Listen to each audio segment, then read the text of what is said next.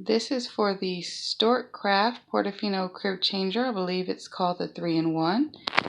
I am going from the toddler bed and converting it back to a crib because we have another child, so I need to move it back to crib status. So the first thing is to remove these bolts. I've already taken one out. Now I'm going to the second one. There's the third bolt. So you have, if I can show it correctly, you have one bolt here, one here, and then one right here. I left that in because that's a little bit harder to see. So now it's time to remove these two. And in case you're wondering where those are, this over here is where we just took out the toddler railing, the safety bar if you will, which is this piece. So now we have to remove those two so we can get the bottom railing off. And here's an additional angle. So this is where we took off another bolt from the toddler railing. So right on the other side are the two bolts that connect the bottom rail, the bottom large rail, I should say, that the toddler guard, I don't know the proper name, but the toddler guard attaches to. Now this is the funny part that stumped me last time when I was trying to convert the bed from a crib to a toddler bed. So now that I'm going the opposite way, I know what I'm doing a little bit better. So you get to the bolts on this side by lifting up, sorry about that, by lifting up this bottom drawer. So you take it out and you lift and you pull it out. There's a little peek of our little towels. So just to reiterate, the way you get to the two bolts by the drawer, I'll show you on the upper drawer. It's a little bit easier to see. So you pull the drawer out, you lift up, and then you just pull the drawer out and it'll pop right on out for you. So when you're removing the railing, just note that these little pieces are what your bolt threads through. So when you remove it, be very careful and don't do what I just did and let them all scatter and fall across the floor. This again is just a helpful heads up in case you have a large room or if you're in an older home like we are and there are cracks that have not been repaired. You definitely don't want to lose or misplace those because again, that is what your bolt threads through, and you will need all of these same pieces as you assemble and turn it back into a crib. So at this point, now that you have the whole bottom removed, you want to reattach this, which I can show you on the back. So these two pieces separate. This top piece that goes over separates from the bottom actual railing. So now you need to reattach this to the front part of this railing. And as you see, hopefully it'll pick up on the lip. I do apologize, I'm on my phone, but I wanted to show this because this crib can be kind of frustrating, though very, very attractive to look at. So you need to connect this top half back to this before you attach it to the crib. And I say that because if you look at the bolts, they all line up together. So if you're missing this top railing or this top half, the top rail of it, or the decorative part if you would like, then it's not going to line up properly and it's going to be very, very frustrating to try to get everything where it's supposed to be. Okay, I have reattached the top decorative portion of the railing. It snaps in place, or rather kind of slides in place very easily. Now the next portion, you need to insert the wooden dowels. I already have them here just for reference purposes, but I will take one out. So, if it'll focus, sorry, let me get a different angle. There we go. So, these are the little wooden dowels, or whatever the technical term is. You need 6. I repeat, you should have 6 of these in order to put them back into place.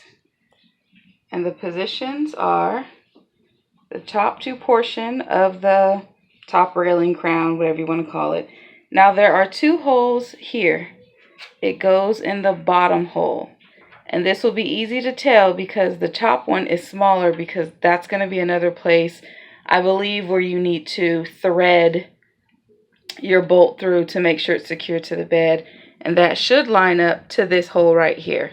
So again, there are 3 spots on each side. 1, 2, 3. There will be an additional hole. Just go ahead and skip that, because that is where your bolt will go to physically attach it securely. So I have this pre-threaded through just so you can kind of see how that looks and where it goes. And okay, so let me just show you how it threads through. And this again is the top part of the rail where we already inserted the wooden dowels. So that goes right there. And a good way to know whether or not you have it in a good position is just make sure that is nicely horizontal. And if you put this in, it goes in perfectly. So I'm apologizing now. My 3-year-old's currently having a meltdown, which is also why I wasn't sure if I was even going to make this video. Anywho, just pro tip, if you have someone who can watch your older child while you convert this back to a toddler bed, you might want to do it. Mine keeps having a meltdown about the fact that his bed is gone, which it is not. He has a big boy bed and has for a while. Anywho, this is a good time to reposition the bed. So just remember, there are 4 of those, yes, it's dusty, that you have to remove in order to adjust the base.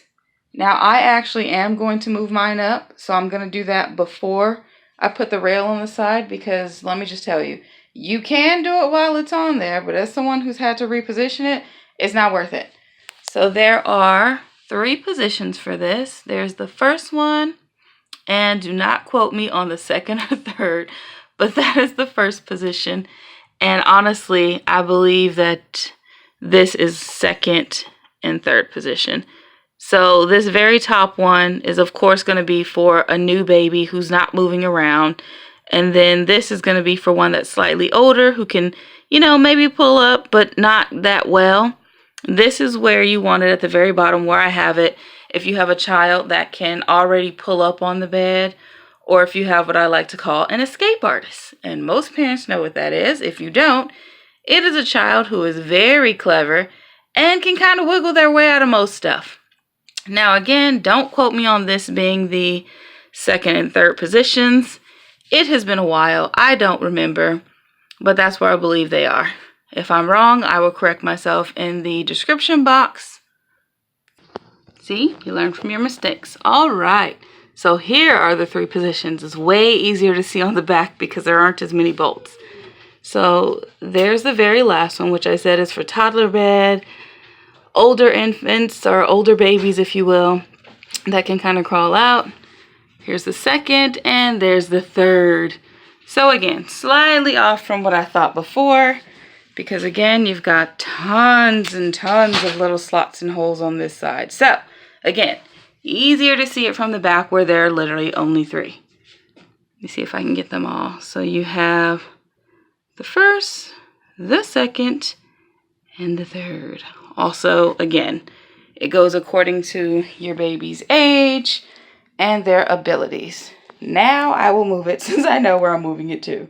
So now that the base is completely removed, this is a great time to dust, clean under the bed, and also just kind of an FYI, make sure you retighten any bolts. My son actually hasn't slept in this bed in quite some time, which is why I thought he'd be okay with me changing it back to a crib for his brother, but whatever. Anywho, just make sure you retighten all of the bolts again, especially if no one's been in the bed, just to make sure that nothing's wobbly, come loose, and that you don't have any screws missing. I am not a professional. This is informational only. So just keep in mind that if you are missing any bolts, it is not advised to continue. You should stop and contact the manufacturer. If you have someone who's handy or who knows what they're doing, you could find an alternate, but again, the instructions do advise that you stop if you're missing anything and contact them to order replacement parts.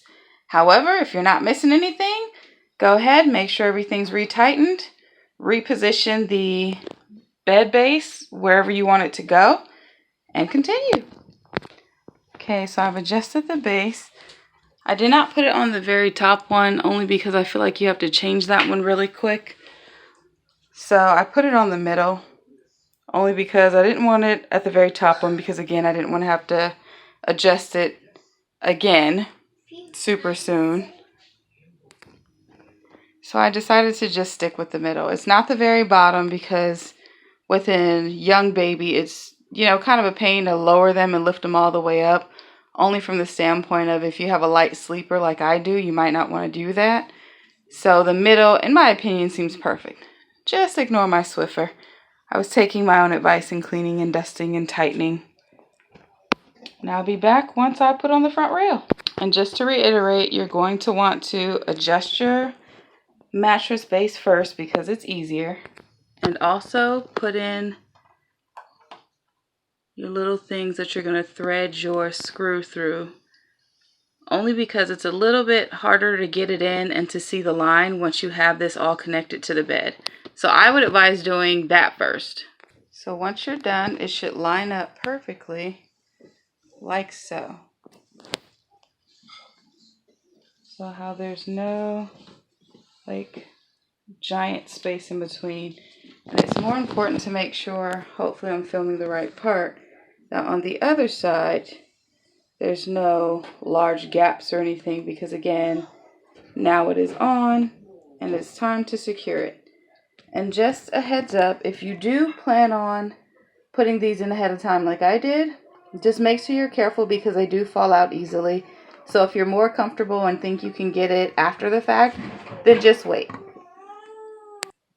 So this is where one of the bolts are for the top portion. So where you threaded that little piece through, this is where the bolt goes. And in the grand scheme, it is on the changing table side. So just know that the bolt on the top goes in on the changing table side. Here is bolt number 2, which goes on the side that does not have the changing table. Here is number 3. It is at the bottom. See if I can show you. So just so you can see, it threads in, and if you've got it in there correctly and it's all lined up, then it should all fit in just right. So here's what it looks like most of the way in. And again, for reference, it is basically the very last hole from the bottom. Again, toddler in the back. So this is the final bolt on the side by the changing table, and I saved this one for last just because it'll be easier to line everything up. See if I can get this done real time while recording. So, as you saw, that went in perfectly the first time, which is why I like to do all the other sides before this one just to help it line up better. And it's right there on the inside where the drawer was removed. So again, just keep that bottom drawer out until everything's done, assembled, and you're comfortable with the tightness. Now, as a final check, I'm just kind of going through and moving the crib a little bit just because you want to make sure, sorry about the focus, you want to make sure nothing is rattling or shifting because, again, as your child gets older, they will be shaking the bed themselves, or at least my oldest did. I don't know if the second one will too, but my oldest did. So you just kind of want to go around the bed and make sure nothing moves or shifts on you. I happen to know that I need to tighten up the one that is right back here. See if I can show you. Because it was a little wobbly. After I do that and do all of my final checks, it'll be time to put the bed back. Alright, so here is the final bed. Sorry this was so long. Everything with this bed seems to take me forever, unless I do some extreme edits. Well, that's it. If you have any questions, let me know. I'll try to help. Thanks. Bye.